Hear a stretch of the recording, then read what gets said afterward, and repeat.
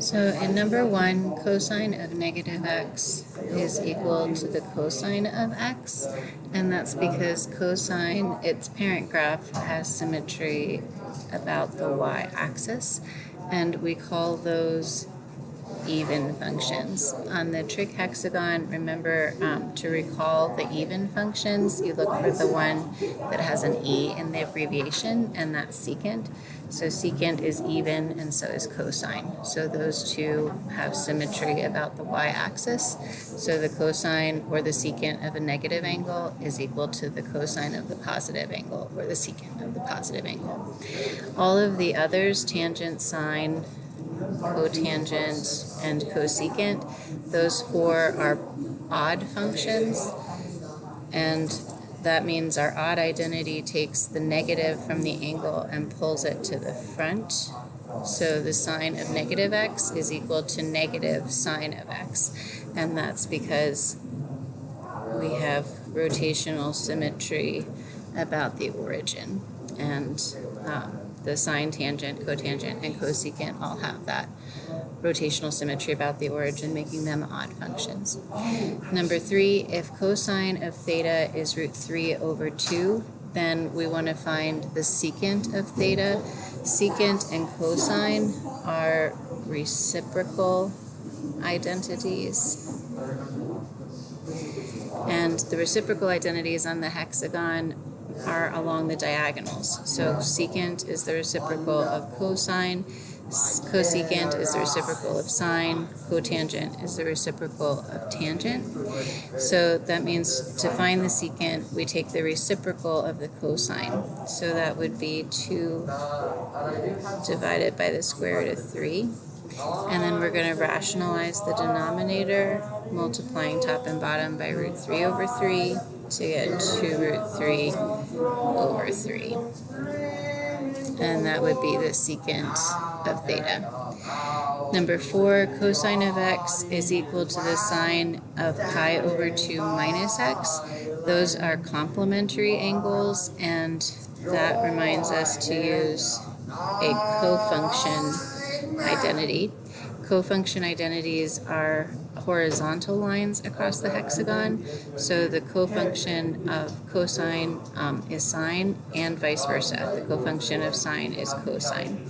So if cosine is equal to sine of pi over 2 minus x using a cofunction identity, then it would be true that tangent is equal to the cotangent of pi over 2 minus x, or secant is equal to the cosecant of pi over 2 minus x, and those work in either direction.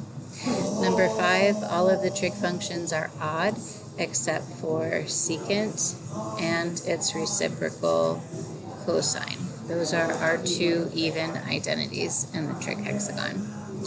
Okay, number 6, the graphs of y equals 1 over cosine of x plus 1 over sine of x, and y equals sine squared x plus cosine squared x. We want to find where they intersect over the interval 0 to 2 pi, rounding to 2 decimal places. So in the graphing calculator, we're going to go to our mode and make sure that we're in radian mode, which we are. Then in y equals, we're going to enter our first function, 1 divided by cosine of x plus 1 divided by sine of x. And then in our y2, we would enter our second function. And if you notice, this is the Pythagorean identity, sine squared plus cosine squared x equals 1. You could just do the horizontal line, y equals 1. If you didn't recognize that, then you're going to enter sine x, and we're going to square that function, plus, and then the cosine of x, and we're going to square that function. And then zoom 7 is zoom trig.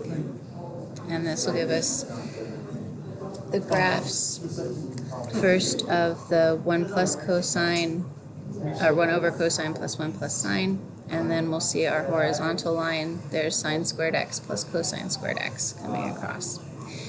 The solutions from 0 to 2 pi which are these 4 tick marks here, are these 2 points of intersection. Looks like I need to be on the other side of it. So let's try that again. We're going to be pointing our arrow. And there we go.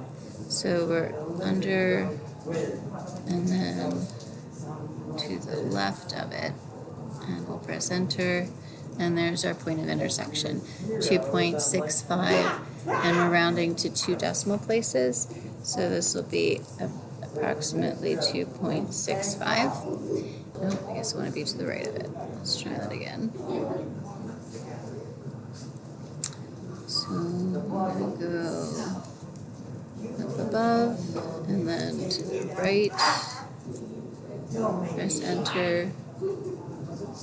And there we go. There's our point of intersection at 5.20. And those would be our 2 solutions over the interval 0 to 2 pi inclusive.